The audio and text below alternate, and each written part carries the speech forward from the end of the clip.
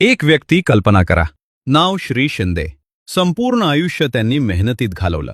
35 वर्ष रोज सकाळी लवकर उठले, ऑफिसला गेले, कुटुंबाची जबाबदारी सांभाळली, ईएमआय भरले, प्रत्येक कर्तव्य पूर्ण केलं. ते नेहमी म्हणायचे, गुंतवणूक नंतर पाहू. कोणी गुंतवणुकीबद्दल बोललं की ते म्हणायचे, आत्ता खर्च जास्त आहेत, पगार वाढू दे, पुढच्या वर्षी सुरू करतो. पण आयुष्य वेगानं पुढे जात राहिलं.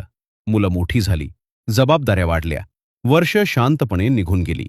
एक दिवस तो क्षण आला, निवृत्तीचा दिवस. ऑफिसमध्ये निरोप समारंभ झाला, फुलांचा गुच्छ दिला, शाल दिली, सगळ्यांनी टाळ्या वाजवल्या. पण जेव्हा ते घरी परतले, काहीतरी वेगळं वाटलं.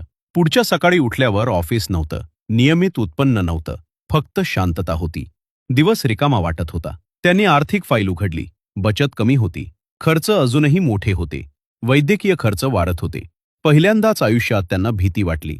त्यांनी स्वतःशी हळू आवाजात म्हटलं, 35 वर्ष मेहनत केली, पण पैसे माझ्यासाठी काम का करत नाहीत? एका संध्याकाळी त्यांच्या मुलीनं विचारलं, पापा, तुम्ही चिंतेत आहात का?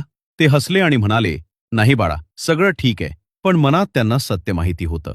त्यांनी पैसे कमावले, पण संपत्ती तयार केली नाही. निवृत्ती अचानक येत नाही, ती रोज जवळ येते. प्रश्न सोपा आहे, जेव्हा तुमचं उत्पन्न थांबेल, तेव्हा तुमचे पैसे तुमच्यासाठी काम करत राहतील का? संपत्ती तयार होते शिस्तबद्ध गुंतवणुकीतून. वेळ इथे महत्वाचा असतो. दर महिन्याला 10,000 रुपयांचा SIP लवकर सुरू केला तर तो मोठ्या निवृत्ती निधीत बदलू शकतो. अलीकडच्या काळात बाजारात घसरण दिसते, पण अशा घसरणीच दीर्घकालीन गुंतवणुकीसाठी संधी ठरतात. कमी किमतीत जास्त युनिट्स मिळतात आणि वेळेनुसार त्याच गुंतवणुकीची मोठी वाढ होते. सगळ्यात मोठी चूक म्हणजे उशीर करणं. संपूर्ण आयुष्य पैशांसाठी काम करू नका.